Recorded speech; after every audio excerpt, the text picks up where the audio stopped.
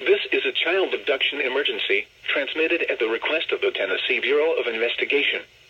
A Tennessee statewide Amber Alert has been issued by the TBI on behalf of the Maury County Sheriff Department for 15-year-old Elizabeth Thomas. She is white, blonde hair, hazel eyes, 5 foot 5 inches tall, and 120 pounds, last seen wearing a flannel shirt and black leggings. She may be in the area of Decatur, Alabama.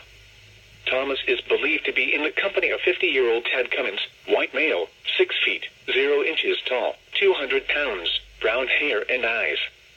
He is believed to be armed with 2 handguns and driving a silver Nissan Rogue, Tennessee tag, 976ZPT.